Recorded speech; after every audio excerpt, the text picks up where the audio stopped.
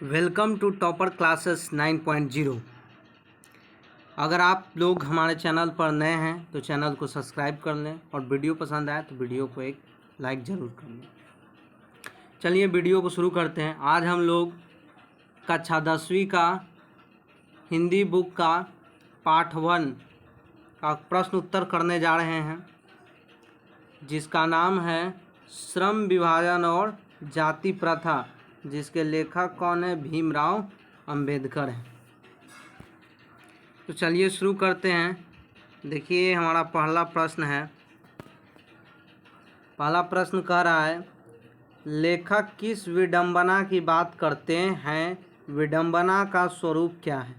कह रहा है कि जो लेखक हैं, लेखक कौन है? आप लोग कमेंट कीजिए। तो लेखक कौन है? तो भीमराव अंबेडकर। तो कह रहा है कि लेखक किस विडंबना की बात करते हैं। ये जो आप यहाँ विडंबना देख रहे हैं, ये विडंबना का अर्थ होता है उपहास यानी मजाक। तो लेखक किस विडंबना की बात करते हैं और विडंबना का स्वरूप यानी रूप, विडंबना का रूप क्या है? देखिए इसका उत्तर लिखेंगे। लेखक जिस विडंबना की बात करते हैं वो है जातिवाद का पोषक। यानी लेखक किस विडंबना की बात करते हैं? तो लेखक जिस विडंबना की बात करते हैं वो है जातिवाद का पोषक। क्या है? जातिवाद का पोषक। जातिवाद तो समझ रहे हैं, जात पात, और पोषक यानी कि जाति को बढ़ावा देना।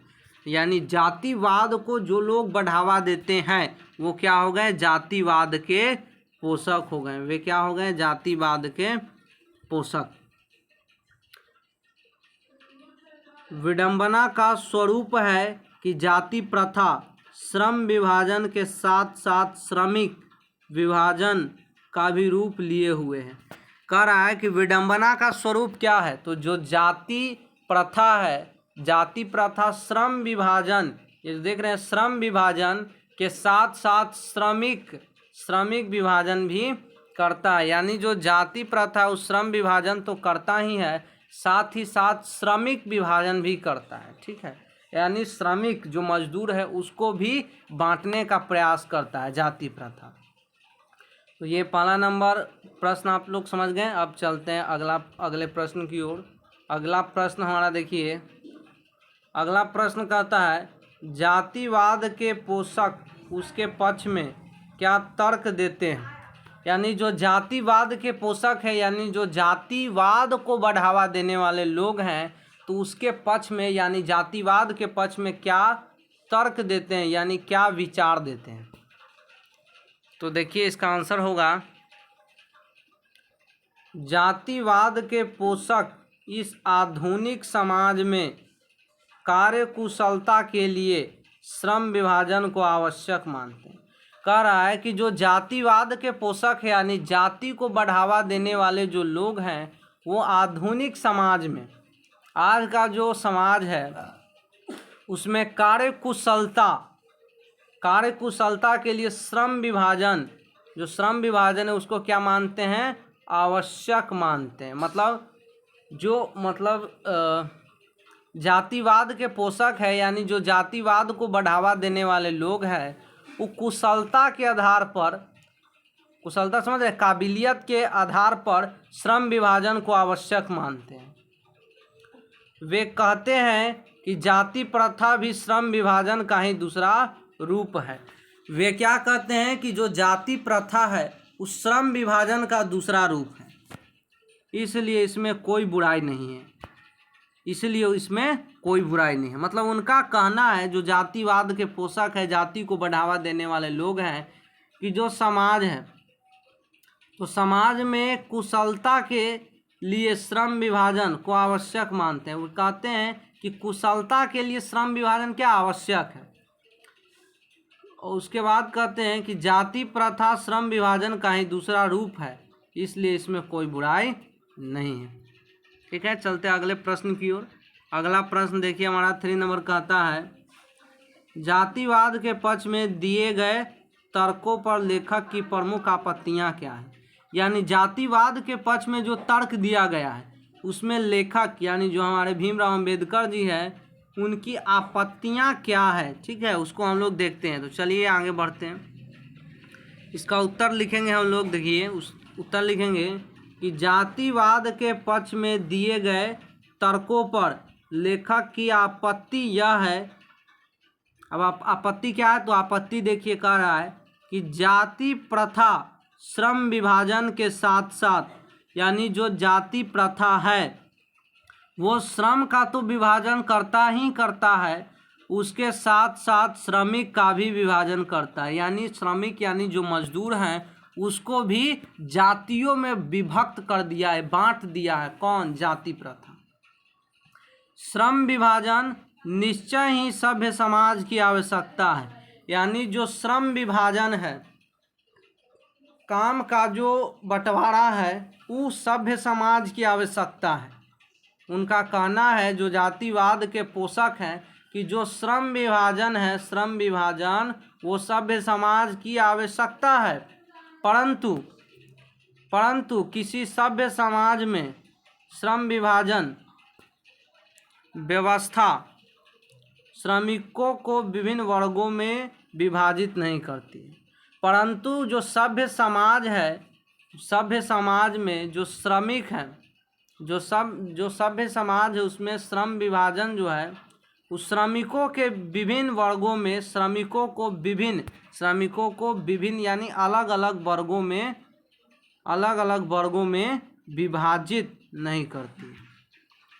अब चलते अगले प्रश्न की ओर। अगला प्रश्न हमारा 4 नंबर देखिए, कह रहा है कि जाति भारतीय समाज में श्रम विभाजन का स्वाभाविक रूप क्यों नहीं कही जा सकती है। यानी जो जाति है वो भारतीय समाज में, इंडियन सोसाइटी में श्रम विभाजन का स्वाभाविक रूप, यानी स्वाभाविक का मतलब अच्छा रूप क्यों नहीं है। यानी जो जाति है वो भारतीय समाज में स्वाभाविक यानी अच्छा रूप क्यों नहीं कही जा सकती है।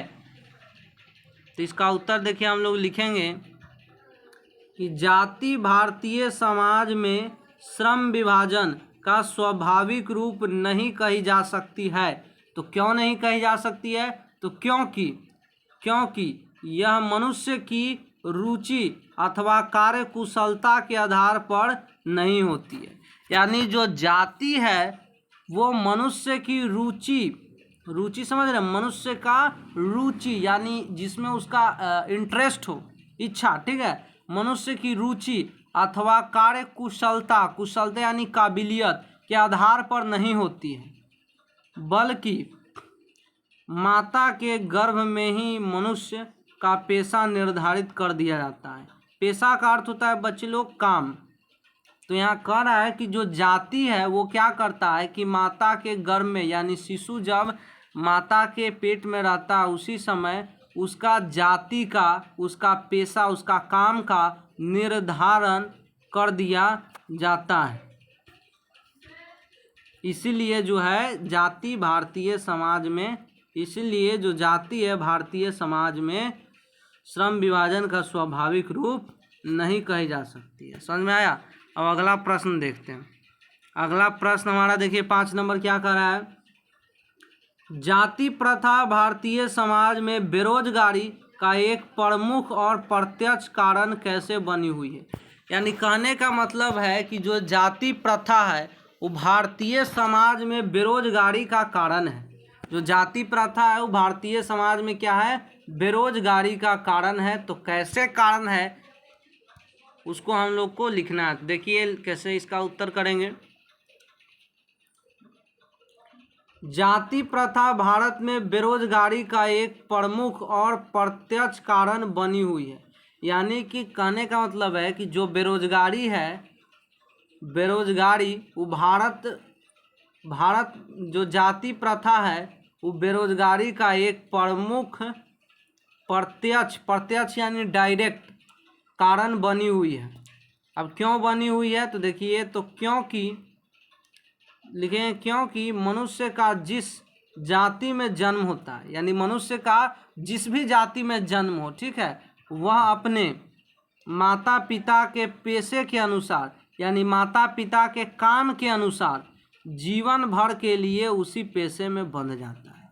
यानी माता पिता जो उसके काम करते हैं उसी के अनुसार जीवन भर के लिए वह उसी काम में क्या होता है, बंध जाता है। भले ही वह पेशा क्या हो, अनुपयुक्त या अपर्याप्त होने के कारण वह भूखे मर जाए। अब भले ही वह पेशा माने जो काम है वो क्या अनुपयुक्त हो, माने अच्छा नहीं हो, अपर्याप्त हो, उसके कारण वह भूखे मर जाए। ठीक है, भूखे मर जाए। हिंदू धर्म में जाति प्रथा किसी भी व्यक्ति को ऐसा पेशा चुनने की अनुमति नहीं देती है। बोल रहा है कि हिंदू धर्म में, ठीक है, हिंदू धर्म में जाति प्रथा किसी भी व्यक्ति को ऐसा पेशा चुनने की अनुमति नहीं देती है जो उसका पैतृक पेशा ना हो। यानी कहने का मतलब है कि जो हिंदू धर्म है, तो हिंदू धर्म में आप कैसा पेशा चुन सकते हैं, जो आपका पैतृक हो वही पेशा आप चुन सकते हैं। यानी जो काम आपके माता पिता करते हैं आपको वही काम करना पड़ेगा, आप दूसरा कोई काम नहीं कर सकते।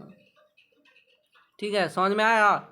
समझ में आया तो वीडियो को क्या करें, लाइक कर दें। चलिए अगले प्रश्न की ओर बढ़ते हैं। अगला प्रश्न देखिए हमारा क्या कर रहा है, 6 नंबर प्रश्न है। तो 6 नंबर प्रश्न क्या कर रहा है कि लेखक आज के उद्योगों में गरीबी और उत्पीड़न से भी बड़ी समस्या किसे मानते हैं और क्यों। बोल रहा है कि जो लेखक हैं भीमराव अम्बेडकर हैं, आज के जो उद्योग है, इंडस्ट्री है, उसमें गरीबी क्या है, गरीबी है और उत्पीड़न से भी बड़ी समस्या किसे मानते हैं।